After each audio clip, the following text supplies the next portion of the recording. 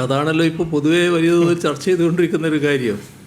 അത് വളരെ ഗൗരവമായൊരു വിഷയമായിട്ട് തന്നെ നമ്മുടെ കേരളീയ സമൂഹം ഏറ്റെടുത്തിരിക്കുകയാണ്.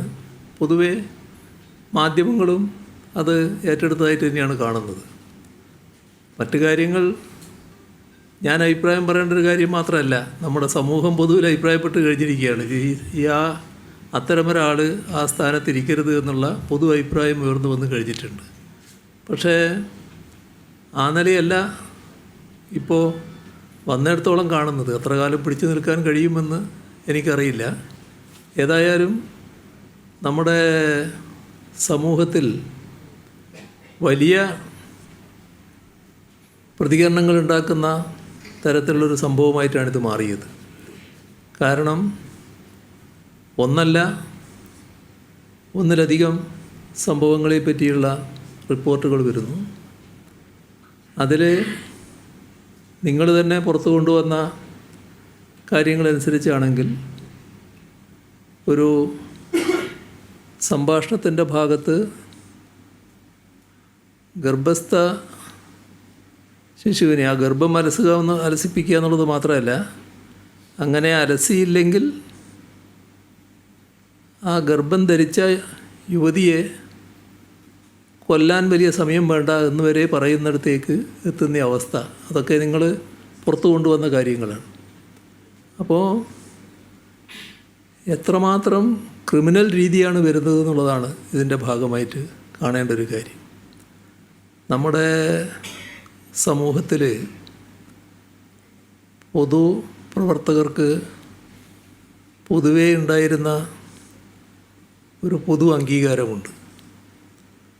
അതിന് അപവാദം വരുത്തി വെക്കുന്ന ചില കാര്യങ്ങൾ ചില ഘട്ടത്തിലൊക്കെ സംഭവിച്ചിട്ടുണ്ട് എന്നുള്ളത് ശരിയാണ്. നമ്മുടെ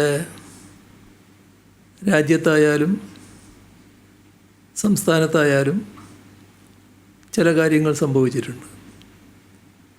എന്നാൽ ഇത്രത്തോളം പോയ ഒരു കാര്യം ഇതേവരെ നമ്മുടെ അനുഭവത്തിൽ കേട്ടിട്ടില്ല. അതൊരു പൊതുപ്രവർത്തകൻ അങ്ങനെ വരുമ്പോൾ സാധാരണ നിലക്ക് ശക്തമായ നിലപാടെടുത്തു പോകണം. പക്ഷെ ഇവിടെ വരുന്നൊരു പ്രശ്നം, ഈ എല്ലാം താല്പര്യങ്ങൾ വെച്ച് നോക്കുകയാണ്. ഇപ്പോൾ നമ്മുടെ സംസ്ഥാനത്ത് വളരെ പ്രധാനപ്പെട്ട ഒരു സ്ഥാനമാണല്ലോ പ്രതിപക്ഷ നേതാവെന്ന് പറയുന്നത്. സാധാരണഗതിയിൽ അദ്ദേഹത്തിൻ്റെ പ്രതികരണം സമൂഹം നല്ലതുപോലെ ശ്രദ്ധിക്കും. ഇപ്പോൾ കോൺഗ്രസ്സിനകത്ത് ഇതുമായി ബന്ധപ്പെട്ട് വ്യത്യസ്ത അഭിപ്രായങ്ങൾ ഉണ്ടായിട്ടുണ്ട്. പലരും വ്യത്യസ്ത പ്രകടിപ്പിച്ചു കഴിഞ്ഞിട്ടുണ്ട്. അതൊന്നും മറ്റൊരു രീതിയിലല്ല, ഇത് അംഗീകരിക്കാൻ കഴിയില്ല എന്നതിൻ്റെ മേലെ അവരുടെ വികാരം പ്രകടിപ്പിക്കുന്ന അവസ്ഥയാണ് ഉണ്ടായിട്ടുള്ളത്. പലരും രാഷ്ട്രീയ ജീവിതം നയിച്ചവരാണ്. ആ രാഷ്ട്രീയ ജീവിതം എന്ന് പറയുമ്പോൾ ഇപ്പോൾ സാധാരണ രാഷ്ട്രീയ പാർട്ടികളുടെ ആളുകൾ അങ്ങോട്ടും ഇങ്ങോട്ടും എതിർക്കുകയൊക്കെ ചെയ്യുമെങ്കിലും ആ രാഷ്ട്രീയ പ്രവർത്തനത്തിനൊരു മാന്യതയും അതിൻ്റേതായൊരു ധാർമ്മികതയുമുണ്ട്. അതെല്ലാം നഷ്ടപ്പെട്ടു പോകുന്നല്ലോ എന്നുള്ള മനോവ്യഥ അത് കോൺഗ്രസ്സിൽ തന്നെ പലരും പ്രകടിപ്പിച്ചു കഴിഞ്ഞിട്ടുണ്ട്. ഇവിടെ ശ്രദ്ധിക്കപ്പെടേണ്ട ഒരു കാര്യം, തെറ്റായ രീതിയിൽ പ്രൊമോട്ട് ചെയ്യുന്നതിന് വേണ്ടി അവരുടെ പോളിറ്റിക്സ് ആണെങ്കിൽ നമുക്കതിൽ ഇടപെട്ട് വർത്തമാനം പറയേണ്ട കാര്യമില്ല. പക്ഷേ ആ തെറ്റായ രീതിയിൽ പ്രൊമോട്ട് ചെയ്യുന്നതിന് വേണ്ടി ചില നേതാക്കന്മാർ തന്നെ ശ്രമിച്ചു എന്ന് നേരത്തെ വാർത്തകളുണ്ടായിരുന്നു.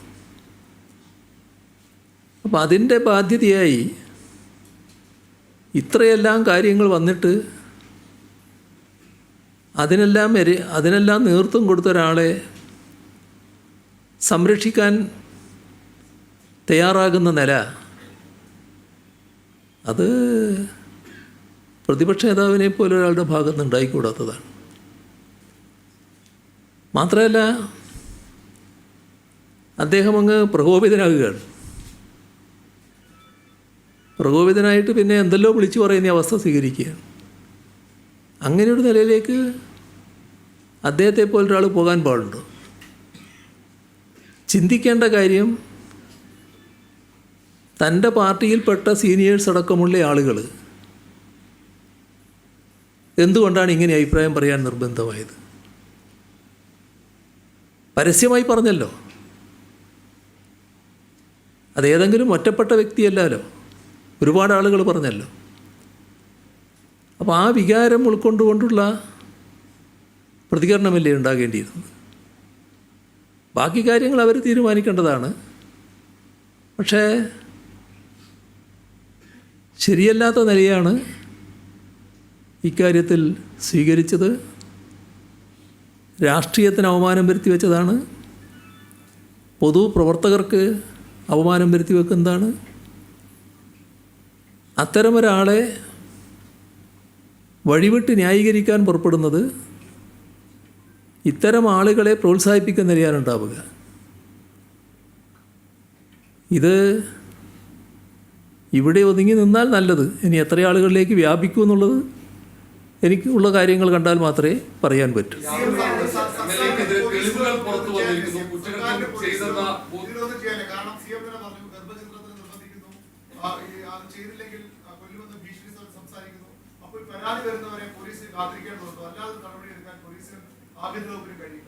നിയമപരമായ നടപടികളെല്ലാം അതിൽ സ്വീകരിച്ചിരിക്കും. നിയമപരമായി സ്വീകരിക്കാൻ പറ്റുന്ന നടപടി എന്താണോ ആ നടപടി സ്വാഭാവികമായും പോലീസ് സ്വീകരിക്കും.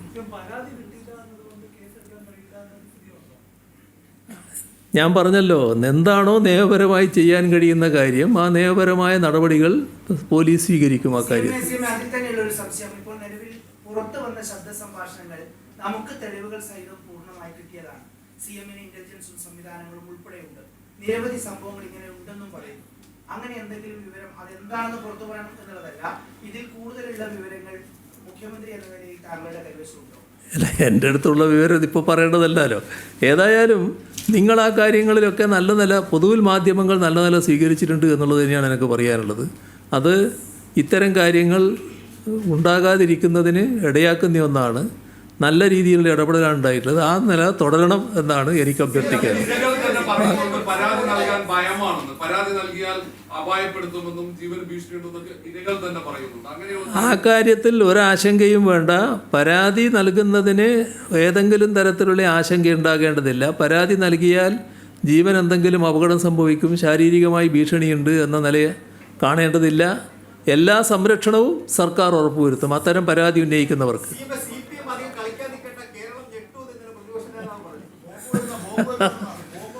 വരട്ടെ ഞാൻ അതിനെക്കുറിച്ചൊന്നും ഇപ്പോൾ പ്രതികരിക്കുന്നില്ല കേട്ടോ. ഏത്